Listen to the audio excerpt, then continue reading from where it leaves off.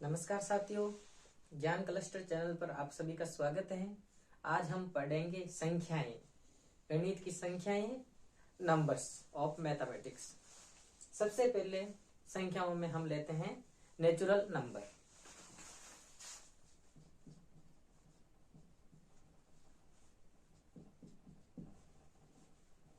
Natural number को हिंदी में प्राकृत संख्या कहते हैं। नेचुरल नंबर को हिंदी में प्राकृत या प्राकृतिक संख्या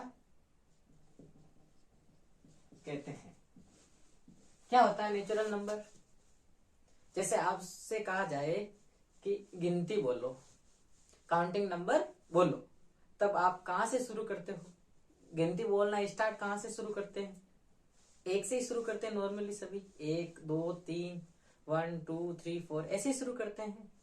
तो जहां से हमारी गिनती शुरू होती है बेसिकली उसी को नेचुरल नंबर कहते हैं। यानी कि नेचुरल नंबर आपका कहां से शुरू होगा? एक से। एक से शुरू होने वाले नंबर्स को नेचुरल नंबर कहते हैं। एक से शुरू होने वाली संख्या को प्राकृत संख्या कहते हैं।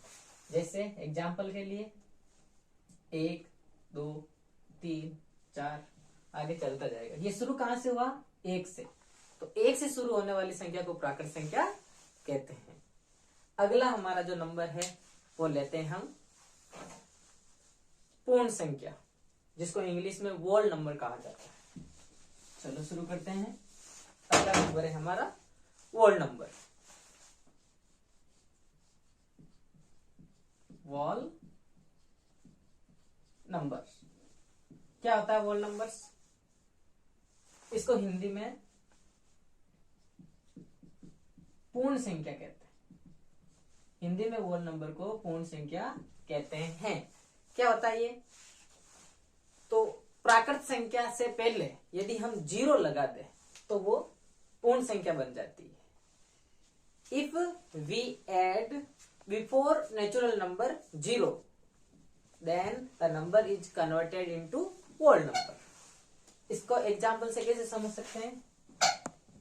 0 1 2 3 4 ये आगे बढ़ता जाएगा। तो 0 से शुरू होने वाले नंबर को वोल नंबर कहते हैं, पूर्ण संख्या कहते हैं। चलो अगला नंबर लेते हैं। अगला नंबर लेते हैं हम इवन नंबर।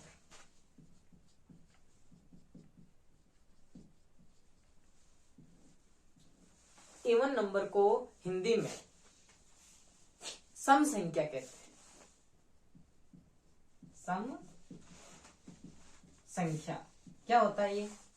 समझो इसको। वे संख्याएं जो 2 से पूर्णतः विभाजित हो।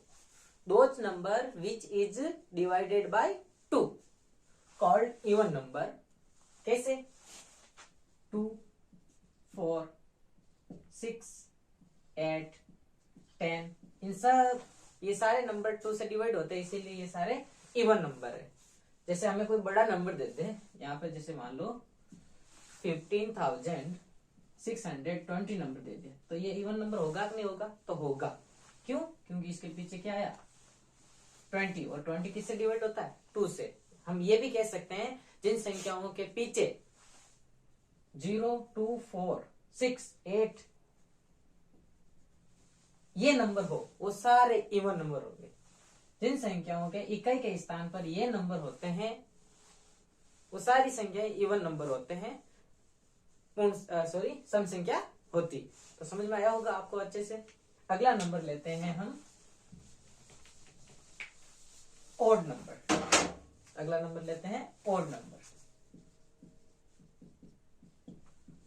ओड नंबर को हिंदी में विषम संख्या कहते हैं। ओड नंबर को हिंदी में विषम संख्या कहते हैं। क्या होता है ओड नंबर?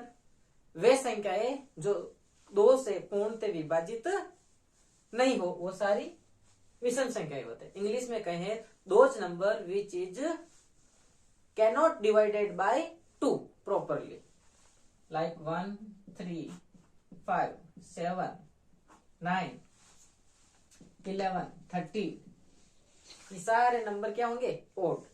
या फिर एक परिभाषा और दे सकते हैं, जिन नंबर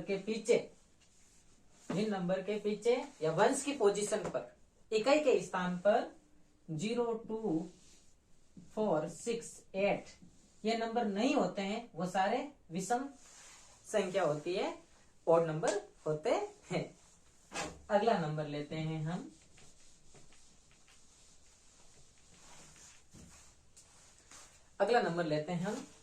प्राइम नंबर। क्या होता है प्राइम नंबर? हिंदी में इसको कहते हैं अभाज्य संख्या।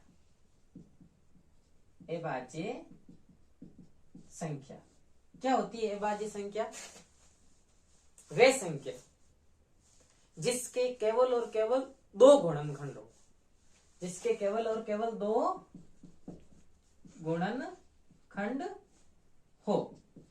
इंग्लिश में कहे तो जिसके फैक्टर्स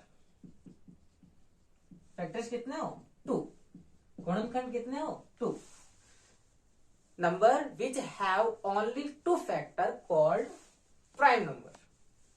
एक ऐसी संख्या जिसके केवल 2 ही गुणनखंड हो, वो आपका अभाज्य संख्या होता है। गुणनखंड क्या होता है? ये फैक्टर क्या होता है? जैसे यहां पे मैंने 2 लिखा, तो जिस नंबर से डिवाइड होगा वही इसके फैक्टर होंगे। कैसे? 2 1 से डिवाइड होता है, इसीलिए 1 है जो 2 का फैक्टर है, 2 का गुणनखंड है 1। 2 डिवाइड होता है 2 से, यानी कि ये 2 भी इसका क्या है? गुणनखंड है, फैक्टर है। और गुणनखंड पता चला आपको? जो नंबर जिन नंबर से डिवाइड होता है वो नंबर ही क्या कहलाते हैं? उस नंबर के फैक्टर। जैसे 2 है जो 1 और 2 से विभाजित होता है, तो 1 और 2 इसके गुणनखंड है। और अभाज्य संख्या की परिभाषा हुई आपके वे संख्या जिसके केवल 2 ही गुणनखंड हो, वो क्या होता है? अभाज्य संख्या होता है। जैसे मैं यहाँ पे एग्जाम्पल के लिए मान लेता हूं 1, तो 1 अभाज्य संख्या है या नहीं? तो 1 अभाज्य संख्या नहीं है। 1 इज नॉट प्राइम नंबर। क्यों? क्योंकि 1 का जो फैक्टर है, 1 का जो गुणनखंड है, वो केवल और केवल 1 ही है। इसके अलावा इसका कोई फैक्टर है नहीं। इसका मतलब इसके 2 फैक्टर नहीं है ना। 2 फैक्टर होते तो ये अभाज्य संख्या हो जाता।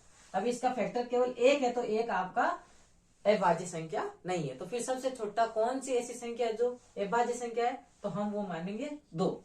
2 क्यों? क्योंकि 2 के 2 ही गुणनखंड है, एक है 1 और दूसरा है 2, इसीलिए 2 एक आपका अभाज्य संख्या है। 3, तो 3 भी अभाज्य संख्या है, क्योंकि इसके 1 और 3 ये 2 ही फैक्टर है, 2 ही गुणनखंड है।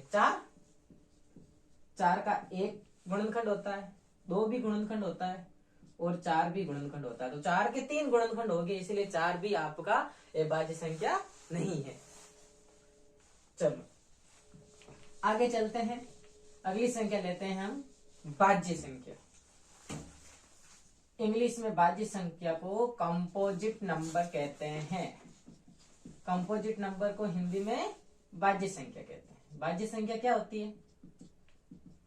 वह संख्या जिसके 2 से अधिक गुणनखंड हो।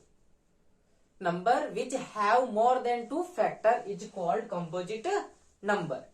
एग्जाम्पल, यहां पे मैंने 6 लिया, तो 6 1 से भी डिवाइड होता है, 2 से भी डिवाइड होता है, 3 से भी डिवाइड होता है और 6 से भी डिवाइड होता है।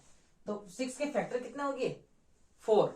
6 के कितने गुणनखंड होंगे? 4, इसीलिए 6 एक आपका भाज्य संख्या है। एक उदाहरण देता हूं मैं आपका 12। इसके गुणनखंड कितने होते हैं? एक तो 1 से विभाजित होता है, 2 से भी होता है, 3 से भी होता है, 4 से भी होता है, 6 से भी होता है और 12 खुद से भी होता है। तो 12 के कितने गुणनखंड हुए? 8 मोर देन 2 फैक्टर हुए, इसीलिए 12 एक आपका भाज्य संख्या है। I hope you understand my lecture. अगला नंबर लेते हैं हम परिमेय संख्या। इसको इंग्लिश में रेशनल नंबर बोलते हैं। क्या होता है रेशनल नंबर? परिमेय संख्या क्या होता है? तो वे संख्या जिसको हम P बटा Q के रूप में लिख सकते हैं। कैसे? P अपॉन Q के रूप में इस फॉर्म में हम यदि किसी नंबर को लिखते हैं तो वो आपका परिमेय संख्या होता है। अब यहाँ पे एक आपको कंडीशन दी जाती है, Q is not equal to 0। क्यों दी जाती है ये कंडीशन? यदि Q 0 के बराबर हो जाता, यदि P के लिए मैंने ऊपर 3 मान लिया और Q में यदि 0 होता और हम यदि किसी नंबर को 0 से डिवाइड करते हैं तो वो अपरिभाषित होता है और अपरिभाषित कोई संख्या नहीं होती है, इसीलिए Q is not equal to 0 होता है। अगला, P अपॉन Q के रूप में लिखे जाने वाले सारे नंबर को आपके परिमेय संख्या कहते हैं। वो 7/3 भी हो सकता है, 8/7 भी हो सकता है। ऐसे लिखने वाले सारे नंबर को परिमेय संख्या कहते हैं। अगला नंबर लेते हैं हम इररेशनल नंबर। इररेशनल नंबर क्या होता है? इररेशनल नंबर या अपरिमेय संख्या तो क्या? एक ऐसी संख्या जिसको P बटा Q के रूप में हम नहीं लिख सकते। जैसे आपका पाई का मान हो गया, पाई का मान होता है 3.14 और आगे ऐसे बढ़ता ही जाता है अनंत तक। इसको हम P अपॉन Q के रूप में नहीं लिख सकते, इसीलिए ये एक अपरिमेय संख्या है। आपका E का मान, आपके log E का मान, ये सारे आपके अपरिमेय संख्याओं में आते हैं। या फिर अंडरूट के अंदर ऐसा नंबर जिसकी कोई वैल्यू नहीं निकलती हो।